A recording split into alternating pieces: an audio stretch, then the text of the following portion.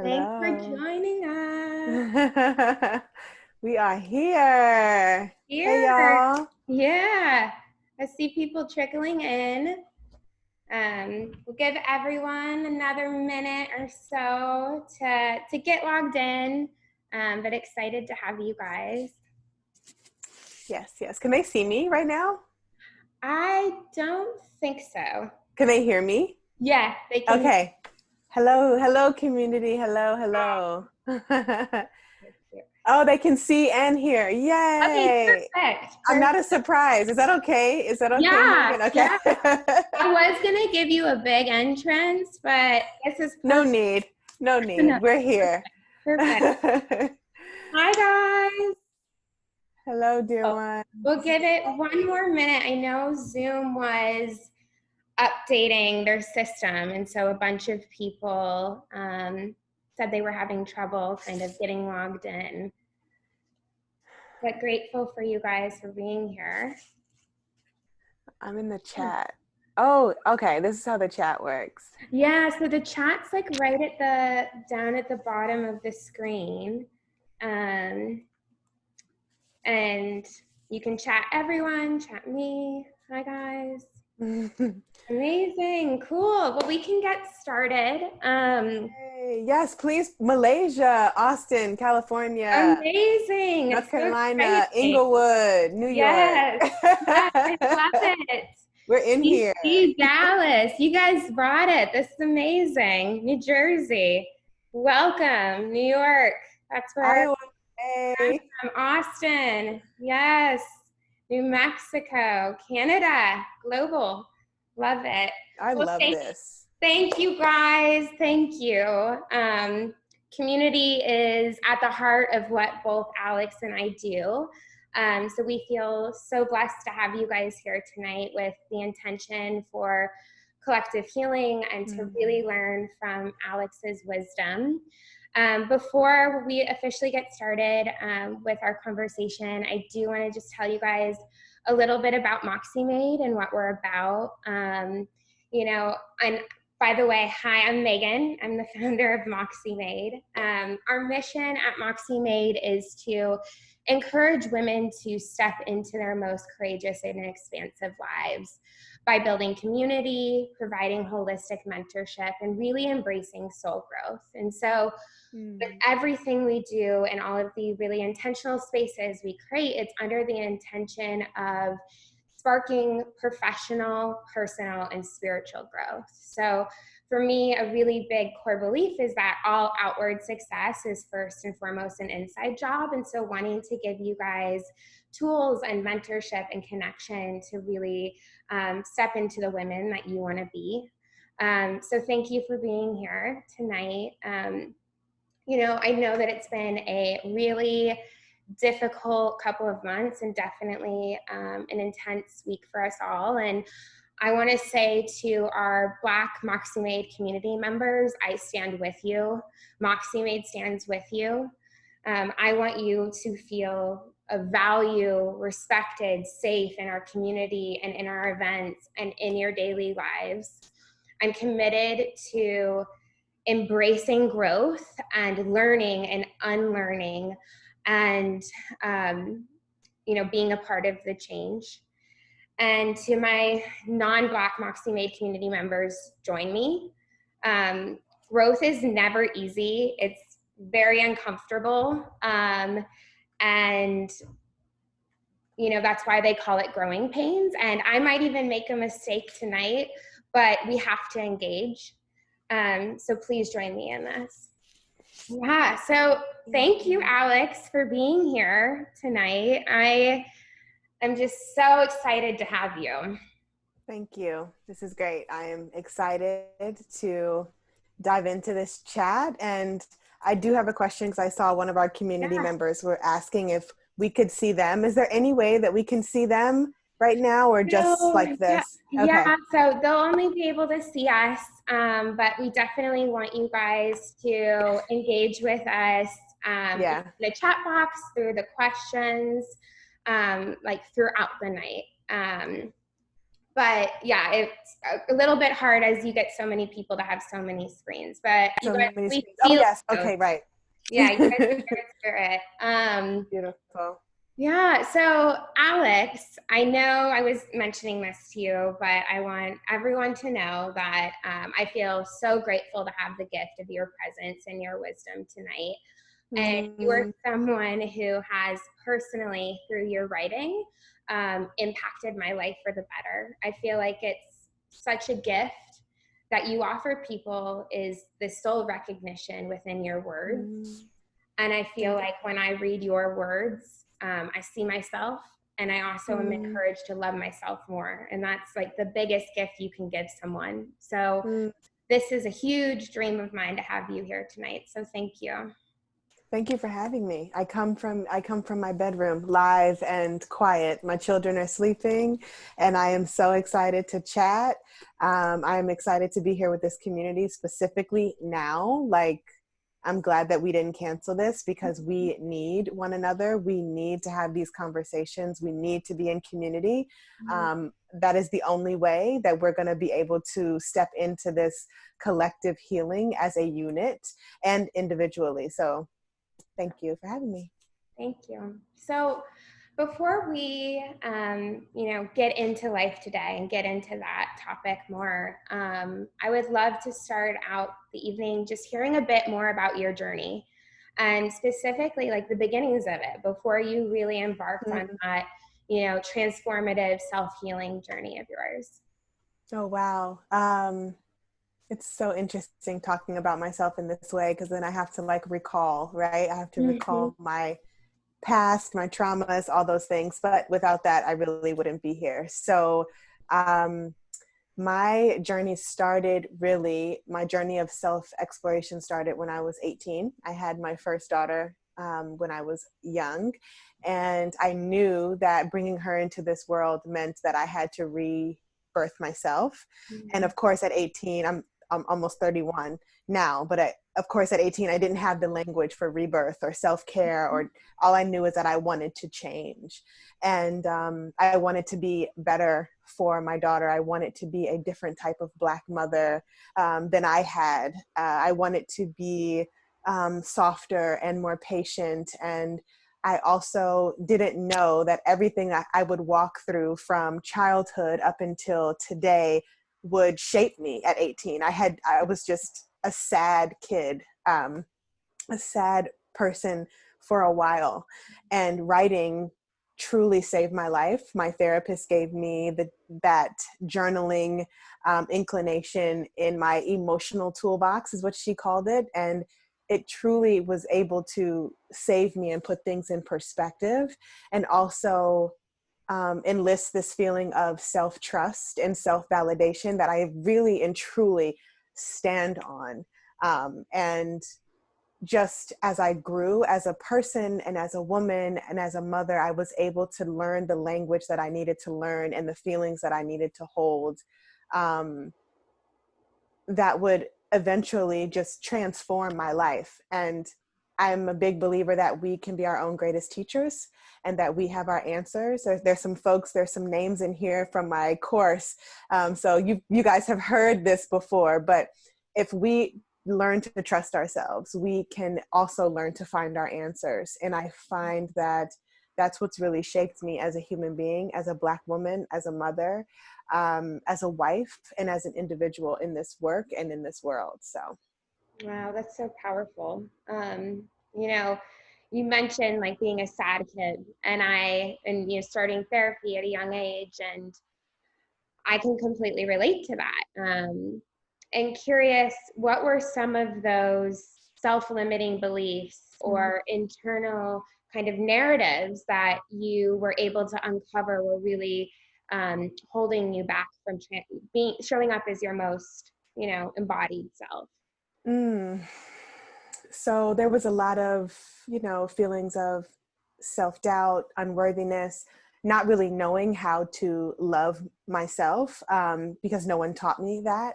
I didn't have the love that I needed to root deep and turn inward and figure out that, you know, it's important to have people love you. And growing up, I didn't feel loved. So it was a lot of just feelings of not being enough. And when I had Charlie, my oldest daughter, I knew that I wanted to love myself in a way that I wasn't loved so that I could love her. And I think that that's where we heal our pain, is through breaking generational curses and generational trauma and choosing to do something different. It's a choice.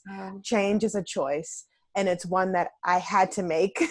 I don't think I would be who I am today if I did not have my daughter. And while it was a traumatic experience, and not ideal, teen pregnancy is not easy. Being a teen mom is not easy. It takes a lot of a lot of things.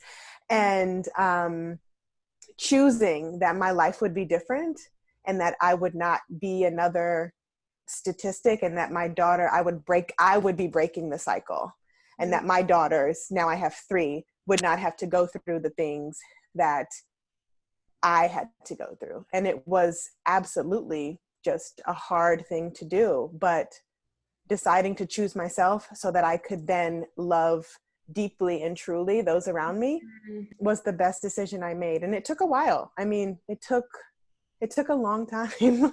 I mean, I feel like it's also like always a continuous journey, right? Like of learning and unpeeling different layers. And you have a quote that I love that you posted recently, but I can't be anything to anyone if I'm nothing to myself. And I just think that is such a powerful statement that really embodies this transformation that your first daughter really sparked. Right. And I didn't have that language then. At 18, I didn't have that language, but it's great to have it now, because especially as a Black woman, I saw my grandmother be everything to everyone else and nothing to herself. I saw my mother do that. And they saw their mothers do that. And it's like, okay, how do we break these cycles of being empty and still being expected to show up fully in our relationships? We can't do both. And I know people say that we can. I can't. So I'm going to say I can't do both. I am not my best self if I'm empty. There's no way I can show up fully with my loved ones in my work, if I'm depleted. I've tried it. It sucks. It's like not fun. Like, why would I want to do that? So I am a strong believer in giving those the best of me. And the only way that I can do that is if I take care of myself. I mean, just think about it, like having children, breastfeeding. I was speaking to Dr. Nedra Tawwab, and she was saying, how we have to hydrate. We have to drink water in order to feed our babies, in order for our milk to be at its fullest. We have to feed our bodies. So we weren't programmed, we weren't built to give and give and give and not replenish. And breaking the cycle of that is something that I will continue to do.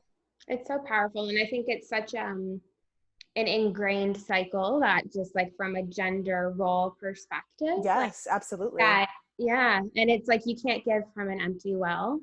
And on the lens of like doing it all, like you can do it all, but how well are you doing it all? And at what expense are you doing everything?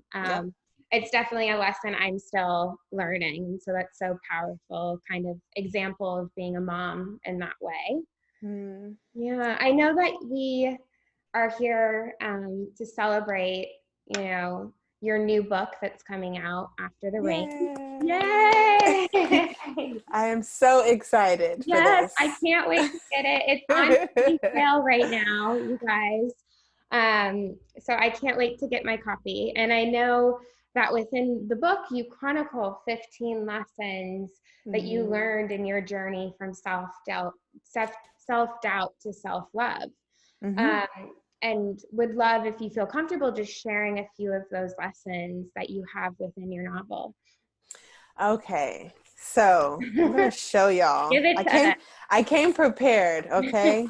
So there's 15 lessons, and the first one is change, and the last one is self-forgiveness, and Mm-hmm. everything else in between. I'm not going to read them all off, but just to give you an idea: self-love, time, becoming, validation, family, identity, healing, and etc. So I talk about everything in here, from my childhood triggers and traumas to trying to conceive our second daughter, Isla, and trying to cope with relationship issues and trying to find myself as an adult woman and as an individual. You know, if you think about it, like, I've never been alone. I've always had someone walking alongside me.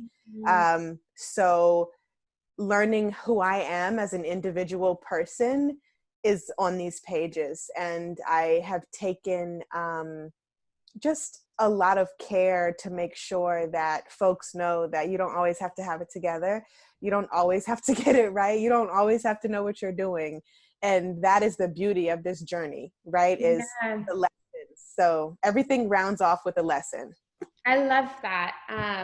We have this phrase that we say within our community is like embracing your in between, right? Like we always Yeah. have this idea that we're going to be reaching a destination, or we're going to be, you know, once we become, and we're always in a state of becoming. And so embracing, you know, the lessons that you've learned and then the woman that you're growing into. And just on that notion, like out of these 15 lessons that you outline in your book, was there one that was hardest for you to learn or heal, or something you continue to kind of work on?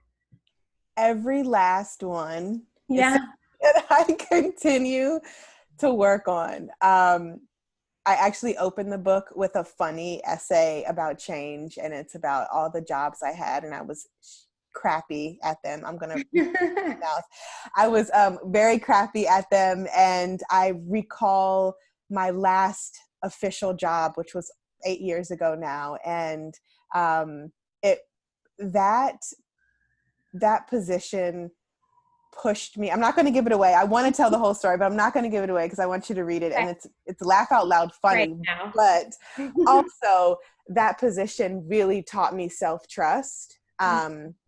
And change is the title of that essay.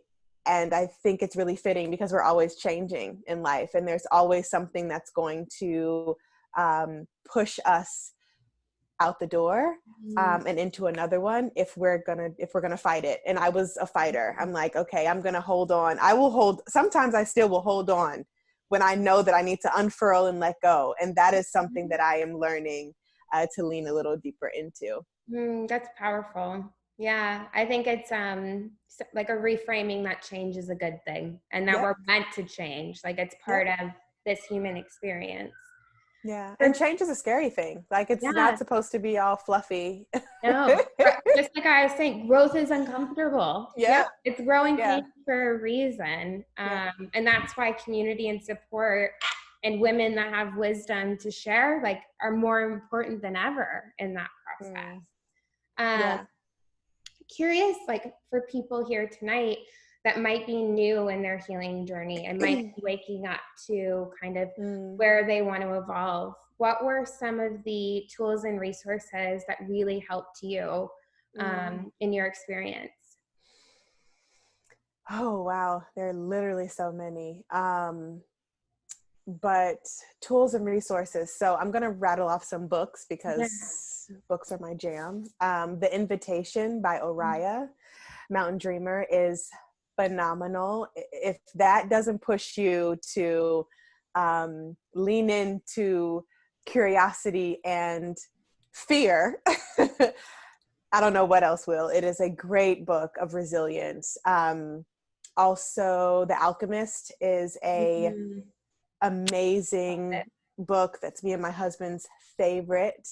Are you taking notes to put this in the chat? Yes. Okay. Okay. Beautiful. I will definitely make sure to like send it over after tonight's gathering. Awesome. Writing Down the Bones as well is amazing. Off the top of my head, I am forgetting who wrote Writing Down the Bones, but it's a classic. And A Three Dog Life is amazing as well. And that's by Abigail Thomas, I believe. She's one of my favorites. And she is just so open and candid about everything that can happen in life. Talk about change. She had a really big change happen in life, and it was just an amazing story. Anything by Maya Angelou, Toni Morrison. Someone is shouting out my book, Neon Soul. And All About Love by Bell Hooks, another one, absolutely necessary. That's in my emotional toolbox always. And Acts of Faith by, oh my gosh, I know her name, Iyanla Vanzant, another elder, another amazing Black woman who has gone through things that have shaped her to today. So we have so many books, Lord. We have our reading list. Don't worry, I will make sure to go back and capture everyone for all of those. Thank you. I know that writing for you and journaling is something that has been, kind of part of your self-love and self-discovery ritual. And, curious I'm someone that's had a journal since I was itty bitty, but for people here tonight that might want to use that as a tool, do you have any, good resources or ideas to just get started? I know you have amazing free prompts on your website. That's like a really great place to look. Yeah, so I'm a big believer in guided journaling because it's important to kind of have direction for me in my writing practice. So yes, there are tools on my website, free community tools where you can download your free writing practices. I also have a newsletter that goes out every month with a free writing practice. I have multiple journals, but everyone's favorite seems to be Today I Affirm, a journal that nurtures self-care. Yeah. And that's where I would point people. It doesn't have to be my guided work, but guided work in general, because it gives you a place to, it gives you space to think about what you want to say. And I hear that a lot from my clients and my students and folks who come to workshops, like, I can't write, I don't know what to say, the page is daunting, right? So even if you're just asking yourself, what am I grateful for today? You can make your own prompts and just put it down on the page. But I always tell folks, start with the guided journal. It can really shift the trajectory of your writing practice and get you a little more comfortable with being imperfect on the page, and also trusting that your voice deserves to take up space, and it doesn't have to be pretty. That's so important. I can second that Today I Affirm has been really helpful to me. So I will definitely put it in the show notes too. Awesome. Yeah. I know that you have been talking about self-care for a really long time, and now it's so commercialized. But curious what self-care and that like radical act of self-love like really means to you. So the three words that come to mind for taking care, it's really hard for me to use self-care now because it is so everywhere. I don't know if anyone else feels that way. Feel free to chime in the chat. But my three best feelings around taking care of myself is hydration, is movement. So there's a lot of dance parties here, and taking time to take care of myself in a way that's practical, like washing my face, taking a hot shower, self-affirmations, gratitude listing, and truly just making intentional space for myself. It's not a manicure for me. It's not treating myself to Starbucks. It's not a staycation. It's truly just showing up and deciding and asking myself, what do I need today? And being honest in how I check in. And I think that's really important for the self-nourishing and nurturing that we all deserve.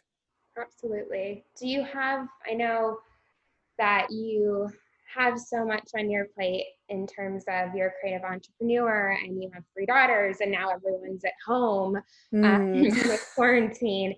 And you have tips for moms out there, or even just, you know, like people like me that want to create more intentional time, Mm. that you intentionally practice self-love, you Mm. carve out those moments in your day, or what does that look like for you? You know, it's really challenging right now. We have a 12-year-old, a 2-year-old, and an 8-month-old. So it's very challenging. But I have an amazing husband who's home with me. So we tag team, and we try to figure out the best way that we can individually take care, so that we can community care, because that is essentially self-care is community care, right? So for me, it is really just trying to find ways to take my time and giving myself permission to do that and not feel guilty. So I would encourage anybody, mother or not, caretaker or not, to pencil yourself in. I have a stop, drop, and self-care alarm that I started with my clients, and I still have it on.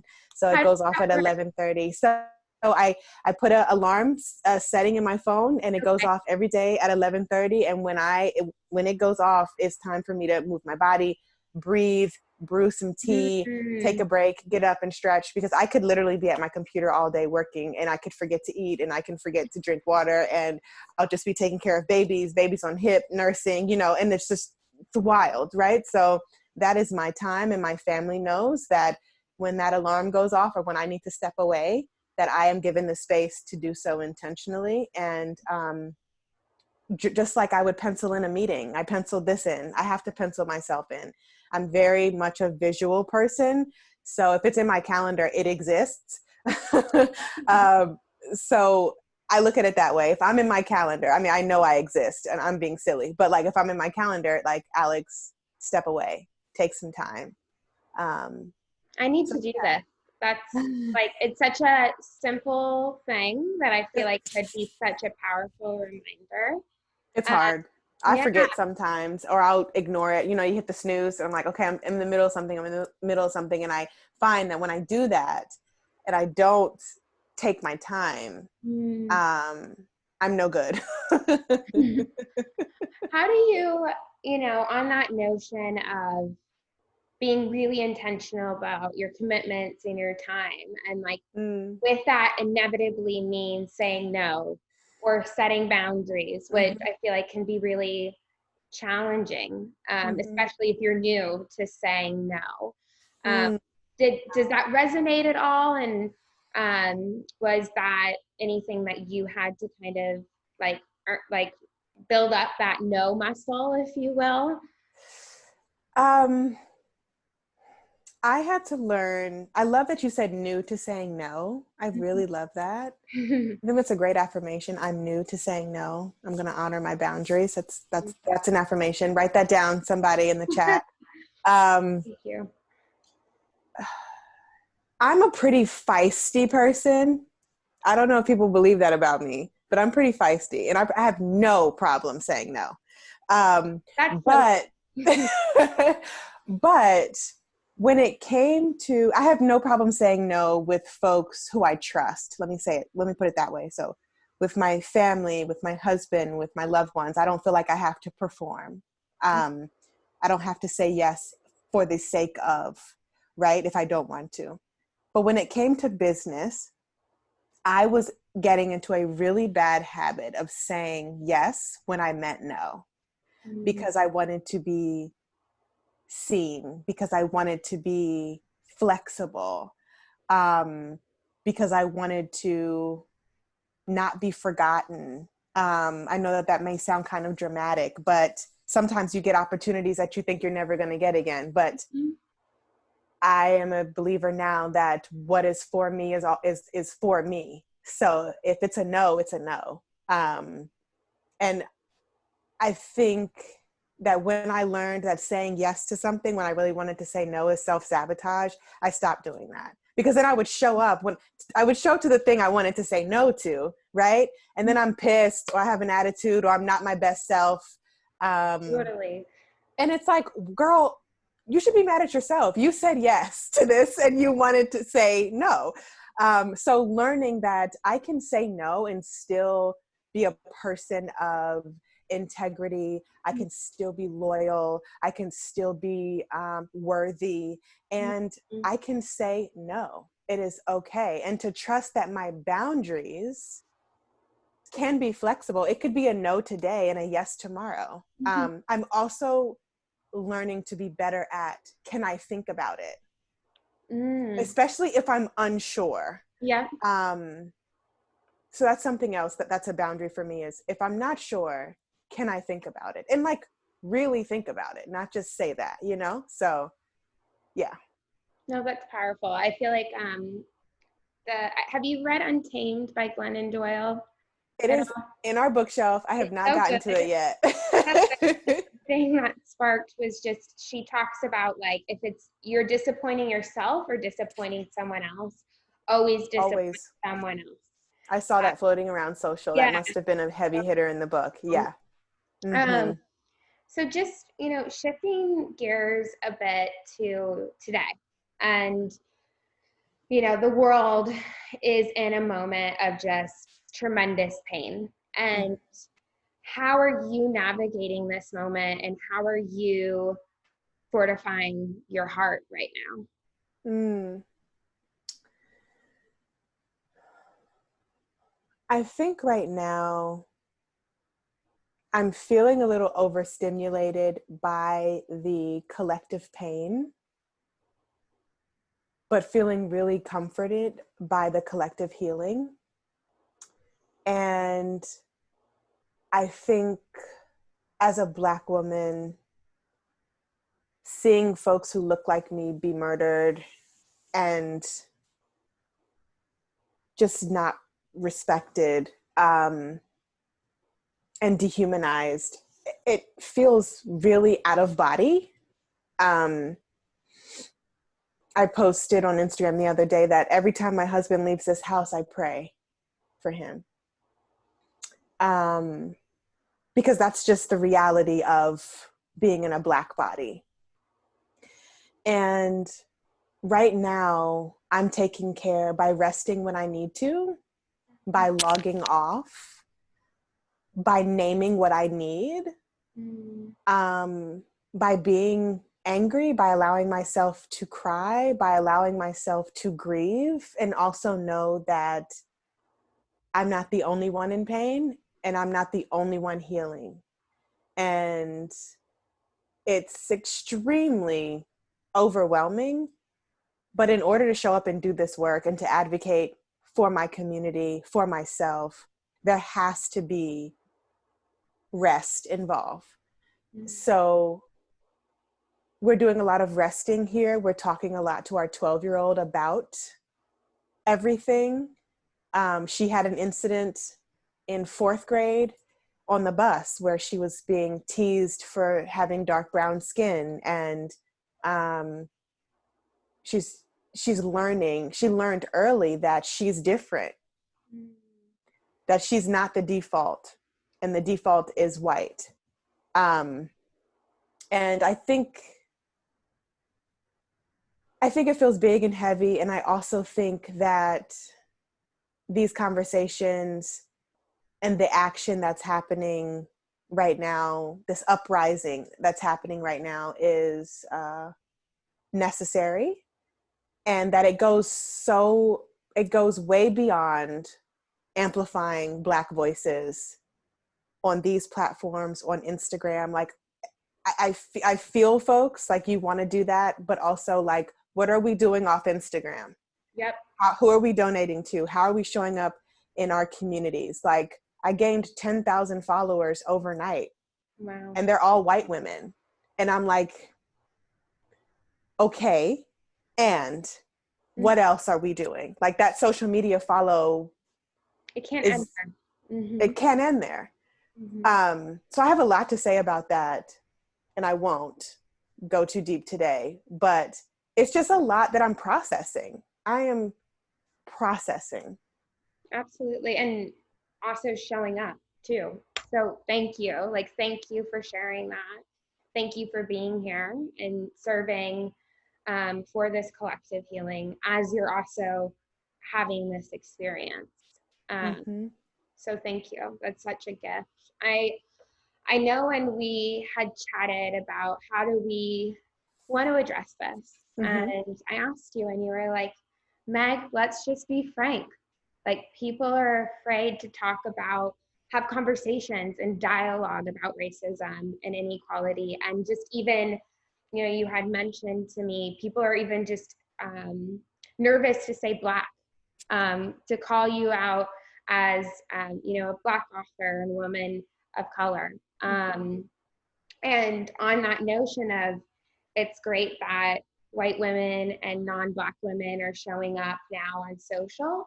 I also think that stories like you just shared, and actual dialogue is where the most meaningful, change takes place. And it's also the place that I think people are most scared to do, Mm-hmm. because people don't want to get it wrong. And so how do you think we start to open up that dialogue, and really start to have these conversations, so that we can impact that change that needs to happen?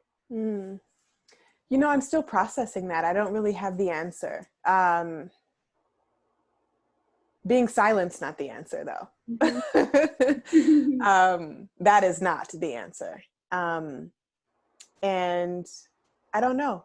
When I find out, I'll let everyone know. Yeah, I mean, thank you. I'm trying to figure it out too. So thank you. I One of my dear friends mentioned to me on Sunday that she felt like she was losing hope. And with everything that's going on, I feel like a lot of people could either, depending on where you are in the moment, feel like their hope is diminishing. And how do you strengthen yours when you go through that experience? Mm.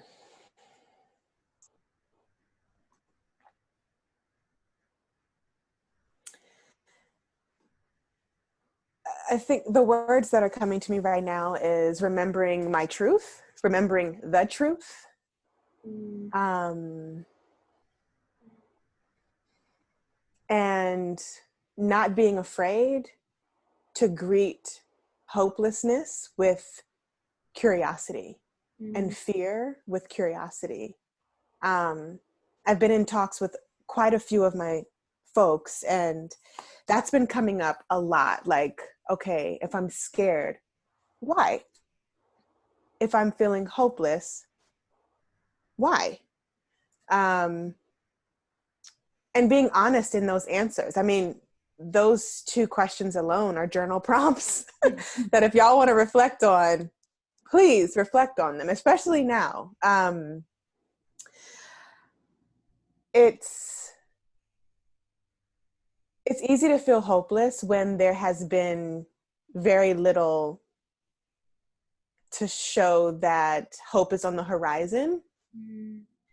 Um, but giving up hope would mean that we give up believing what the truth is.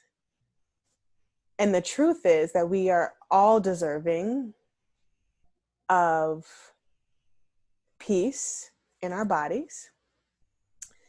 And we are all deserving of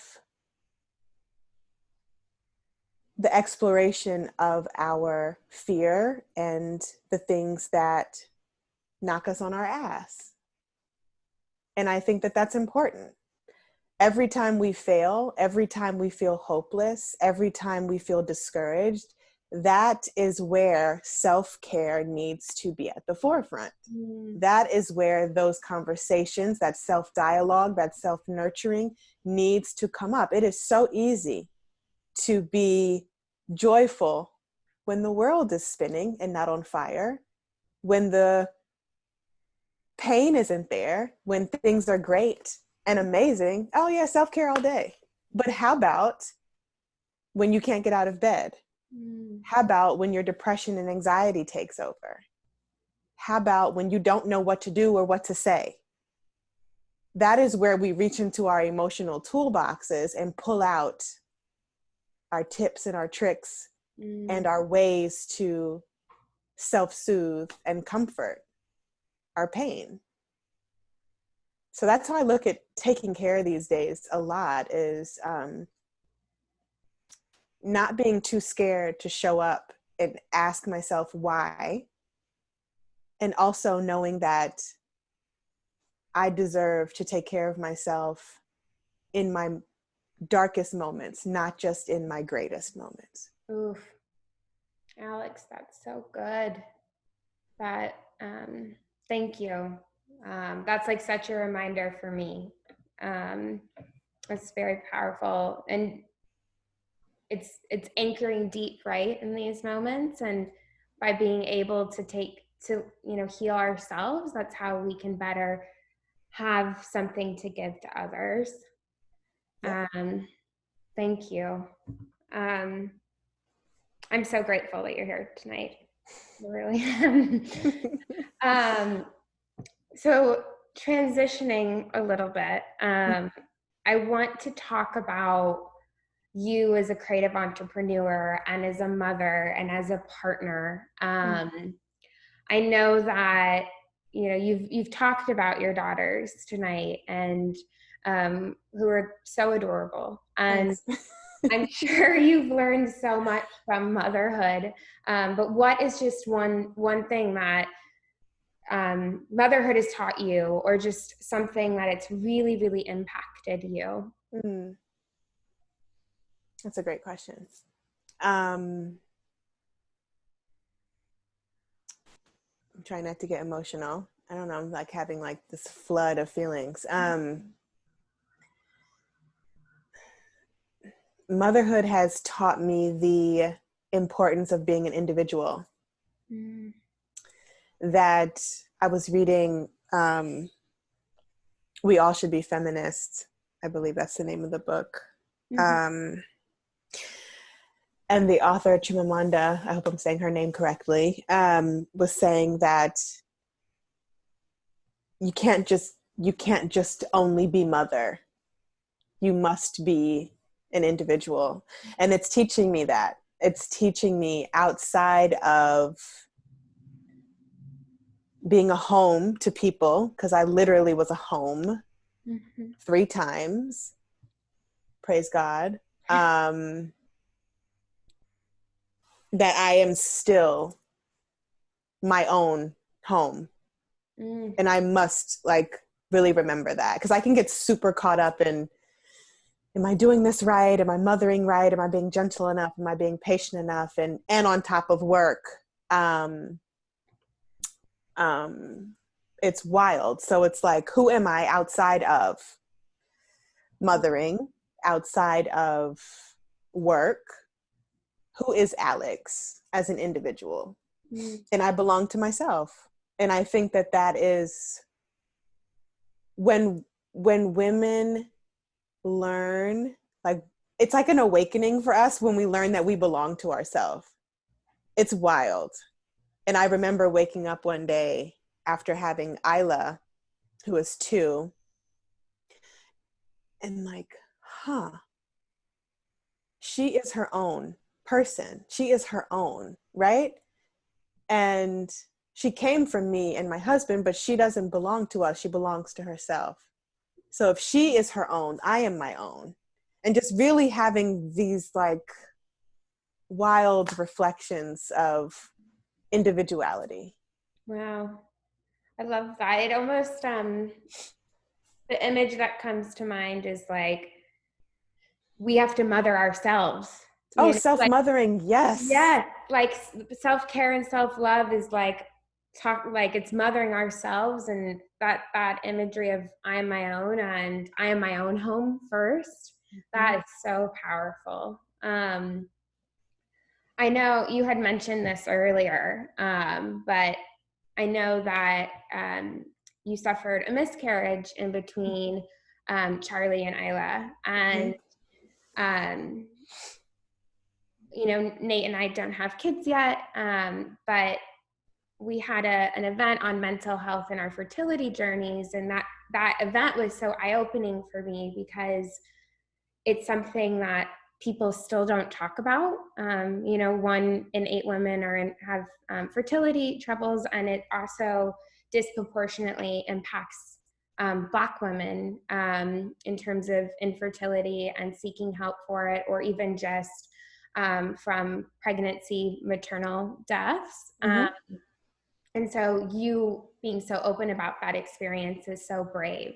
And if there's, you know, anyone here tonight that's experiencing that struggle and that grief, do you have any kind of insights to offer them in that moment? I talk about this in the book. It's the chapter called Dedication, and that's it's named after Nipsey Hussle's song Dedication, because me and my husband love Nipsey. And it's interesting because I didn't have the fertility struggles. My husband did. And in the Black community, we're definitely not talking about male factor infertility. There's no freaking way, right? So when we got pregnant, we had been trying for a year, and it just like wasn't happening.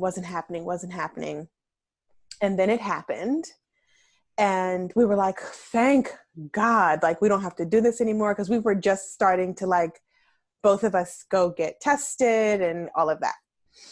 And my husband, at the time, he was very, very nervous because he didn't want anything to be wrong with him. And me as the woman, I'm like, I'm going to the doctor. I need to figure out what's going on. It's either me or it's you, but we're going to figure this out. And I went, everything was fine. And it was Ryan's turn and everything wasn't fine. And we ended up going through, after the miscarriage, we sought fertility support. We figured out he had low sperm count, low morphology, which means like the head of the sperm is shaped all wonky, and the egg was just like, no, bro, not happening, right? Because it needs to literally be perfect. And we decided that we were going to share about our story because Black folks, we don't talk about this. Men in general aren't going to want to talk about their sperm and not, you know, being able to perform or what have you. And we wanted to debunk that stigma, that taboo, that it should be a shame. It's not a shame. It's a medical thing. So we went through 8 IUIs, which are intrauterine inseminations. First of all, y'all, I feel like I'm a fertility specialist because we went through it, and it didn't happen for us. And then we had to do IVF. So that's how we got our Isla, through IVF. And they picked the most perfect, beautiful sperm and my most perfect, beautiful eggs, and they made beautiful embryos. And Isla was one of the 6 embryos. We have 5 left. And it was a whirlwind. It was wild. And then after doctors told us, let me tell y'all about God and about the universe. After the doctors told us, y'all aren't going to get pregnant on your own. Just let us know when you're ready to start trying again. So when Isla turned 1, we found out 2 days before her first birthday that I was naturally, magically pregnant. Wow. And Maximus, who is 8 months old, is here and has joined us. And our fertility specialist, I called her and I said, hey, so you don't have to test those other embryos. And she was like, why? Is everything okay? And I was like, we got pregnant. And she was like, like everybody is like, oh my God. And it was an accident. We were told it wasn't going to happen. It happened because he'll do it. Won't he do it? And also, like, it gave my husband that reassurance that there was nothing wrong with him, because being told by medical professionals, you know, it's very matter of fact, this is what's wrong. This is what is going to happen. This is what's not going to happen. And to be able to get something to happen on accident, after being told we have a low chance as a young Black couple, all those factors play a role in everything for us. It was wild. It was wild. So we still have 5 embryos on ice at our fertility clinic. And yeah, I think I'm done having kids, but it's amazing how it's like we had this rainbow in Isla and then we got a double rainbow. They're 20 months apart. So it's wild. And whoever is going through fertility struggles, single folks, partnered folks, is, I would say, know your body, ask questions, get help, don't wait to figure it out. And advocate for yourself. We had to advocate for ourselves a lot in that process. Like, we almost didn't get our embryo transfer with Isla because the doctor said that my levels were off. And we were like, listen, we're not going to not try, because if we don't try, it's not going to happen. So we're doing this. And he did it reluctantly, and Isla happened. And then Maximus happened naturally. And it was just like trusting your body, trusting yourself, getting help, and not being ashamed of your story. Doesn't make you less of a woman or less of a man if you have fertility issues. That's silly. That's silly. It makes you just as capable, if not more, if I'm being honest, because you're going to go through the ringer. It was hard. It was so devastatingly hard. I almost felt like Ryan and I wouldn't make it through that. It was so hard. And we made it. And now we have 3 kids, and this is a wild house. What a testament, though, of your relationship too. I know that you've been together 7 years, right? 7 years, yep. Wow. Married 4, together 7. Mm-hmm. And I know, just from what I've read, like, Ryan is such an expansive relationship, and for you, and such a partnership, which hasn't always been the case. From your past relationships. And so what was kind of your learning in yourself to kind of call in a partner? I had to stop chasing folks who didn't want me. And I had to want myself. And I talk about, listen, all this is in After the Rain, y'all. Listen, I poured my heart into this, okay? You guys, I haven't read it yet, so. But oh my gosh. So it's so funny because my real spiritual awakening happened, I was 22. And my friend group was changing. My man group was changing, and I was changing. And I didn't want to be with anyone, platonic or romantic, who didn't want me, who didn't want who I was growing to be, because then that's a distraction to my work, right? But when we're constantly trying to hold on and chase folks who are telling us, no, we're not for you, it's a distraction to the work, and then the work doesn't get done. So before I met Ryan, I vowed to myself that I would not have sex, that I would be alone, and that I would get to know who I was. And that required a lot. So for me, I went vegan. I started practicing yoga and meditation very heavily. I started trying to figure out who is Alex? Like, who is she? What does she want? And I wrote my first book during that time, 7 years ago, Words from a Wanderer, which is like, every time I look at the book, it's my first book, baby, but I cringe every time I look at it, because it's just like, it's all my longings in this little teeny book. And I wrote Ryan into existence. I say that all the time. I wrote him into existence. And I worked on myself. I had been in relationships before, but I was broken. I was looking for someone to piece me back together when really that's my job. It is not anyone else's job to do our work. And then I met Ryan and it was a wrap, but I had to get out of my own way. And I had to trust that I was worth something to myself. I was so wrapped up in like other people thinking I was something, other people thinking I was valuable. But I've been valuable. I've been enough. And when I talk to my younger self, yes, I do that. I don't know if anyone else does that. When I mother my younger self, when I decided that self-worth was going to be the goal, everything else fell into place. We definitely accept the love we think we deserve. Mm-hmm. Yeah.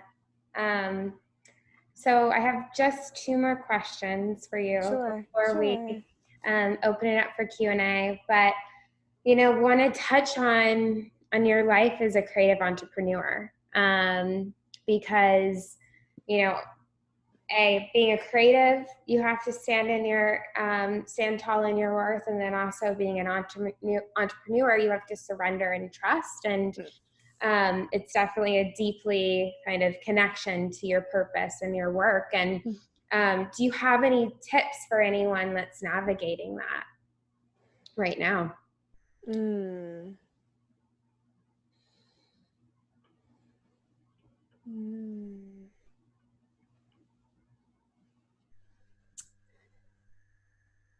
I would say just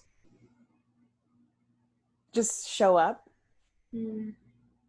do the thing that people tell you can't do, because people told me, you're going to do what? You're going to be a writer. What? You're a journalism dropout. You're not going to do nothing. You have a baby. No one's going to want you. You can't do anything. Your life is over. Psych. Really. Look at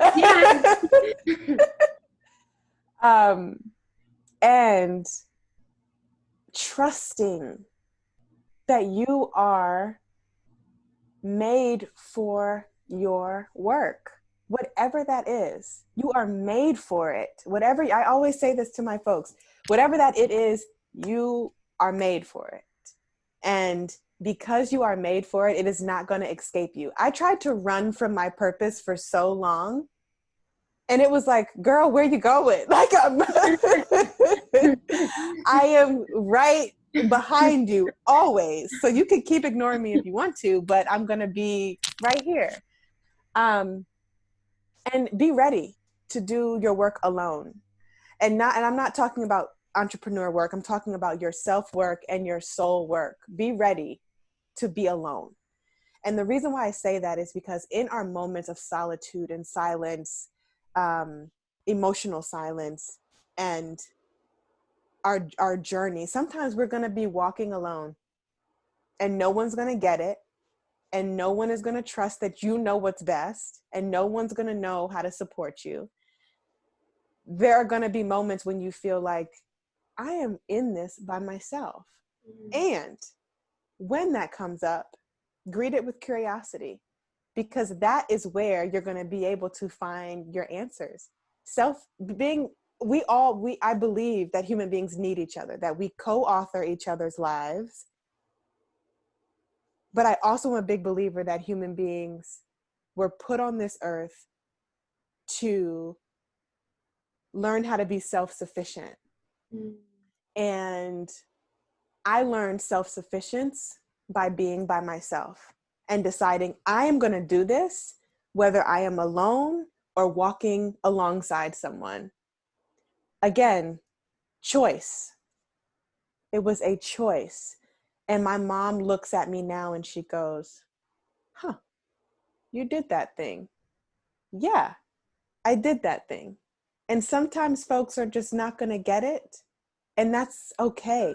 Because as long as we have a clear mission and have the ability to say, I got this, even if other people don't get it. There is power there. Mm. Yeah. Like it all stems from getting anchored inside and trusting in that and your Yeah. self-worth. Yeah. It's so powerful. So community, this is my last question. And so, while I asked Alex this, I just want you guys to start thinking in the back of your mind any questions you have for Alex. And just please input them into the Q&A portion so that we can get as many questions answered with the time we have.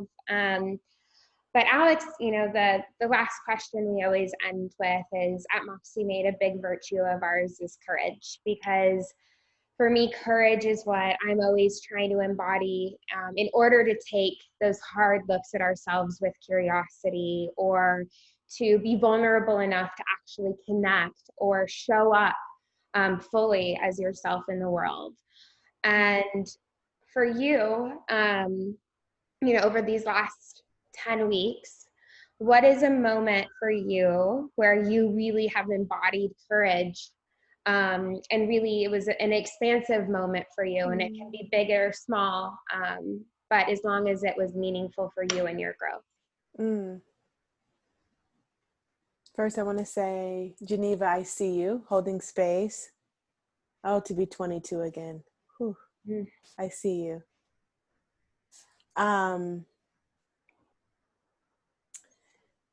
Acts of courage. Lord, I feel like there's so many. Self-choosing was an act of courage. And it's something that still requires quite a bit of vulnerability and bravery for me, especially as a caretaker and as an entrepreneur and as a partner, not forgetting to choose myself like I choose other people is major. And that's a courageous act for me because growing up, I didn't feel like I was chosen. I felt like I was, if I'm being frank, I felt like I was cursed and I was born into a family. I'm like, why the hell? Why? But now I see that I was born to do this work, and I was born to choose myself when no one else knew how to do it. God, the universe, whomever you choose to believe in and to call on as the divine, showed up in my life and said, you can go ahead and choose yourself. And that's a brave act. It's a scary thing. It is. And I keep that close. Yeah. Thank you. Thank you. This was so incredible. Thank you, Alex, so Thank much. you. We will be sharing the recording. I know that I'm going to be re-listening to this and taking so many notes personally. So we have a few questions. The first one being, where did you begin the journey of finding yourself as an individual?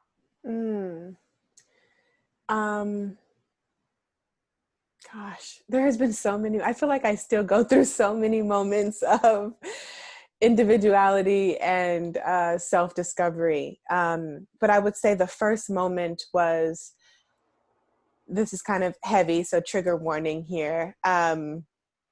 I was really sad after I had Charlie. Now what we know is postpartum depression. And I did not want to be here anymore. And I was trying to find ways to not be here anymore. And this really does link back to the self-choosing and deciding that my life has value. And in that moment, I was able to see that as an individual standing by myself with these really, really dark thoughts, that I had the power to shift my narrative and to find my light. And I decided to do that. And it was hard, but I'm glad I did.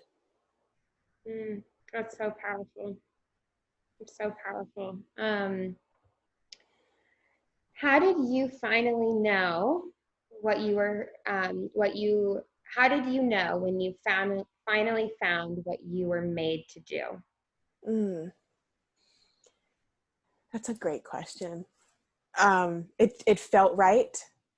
Nothing else before felt right.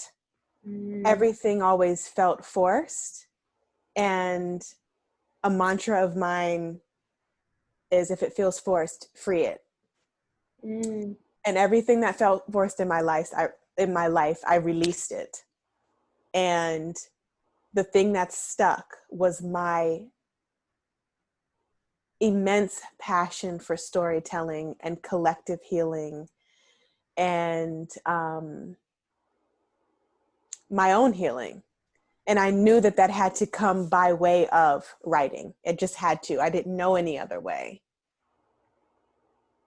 how do you start loving yourself when you don't know how to yet? Mm, wow. That is a big one.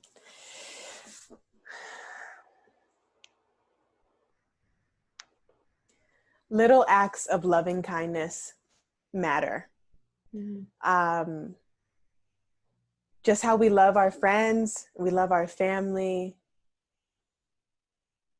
We have the power to love ourselves that way. And I think that's really where I've found my self-love, is like through seeing and feeling how I could love other people. So it's like, if I can love them, I gotta be able to love myself. Like, I gotta be able to love myself. And it started for me, and this is gonna sound so corny, but it worked for me.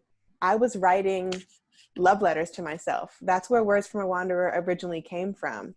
Every piece in the first original copy, which is no longer available, I'm sorry, it's a new one's out, but the first one was, everything was dear self, and I was writing for myself. And everything I wanted to give to someone else, I called in and I wrote it for myself. I'm a writer though, so like it may not feel as fluid for someone else, but I highly recommend self-love letters. That mm, is so important. And self-affirmation is not a cheesy thing. There is research. I'm working with a researcher and psychologist now to work through how that is actually a thing, self-affirmation, and mm, how important it is for the human body and brain and heart to experience positive self-talk. mm. So powerful. A few questions around, navigating changing relationships. So whether romantic relationships, having to let go of, family members or different relationships that are no longer serving you or no longer feel in alignment with who you are Mm-hmm. now and your growth. That's a great question. We actually talked about this in my first course of the year, New Year, Better You, and there was a whole thing on letting go. And I just want everyone to know here that letting go doesn't have to be this tumultuous, like wildly dysfunctional, toxic thing. Sometimes letting go is, I love you, and also you have to stay over there. Um, and I think it's really important to know that it's going to be painful to unfurl and let go, especially when we feel really, really comfortable holding on. But that is where our stretching comes into play. And everyone can't come with us. Family, lovers, friends, jobs, where, I don't know, anything, I guess maybe locations, it's hard to, move sometimes. Um, Everything can't come with us, especially as we are on upward growth.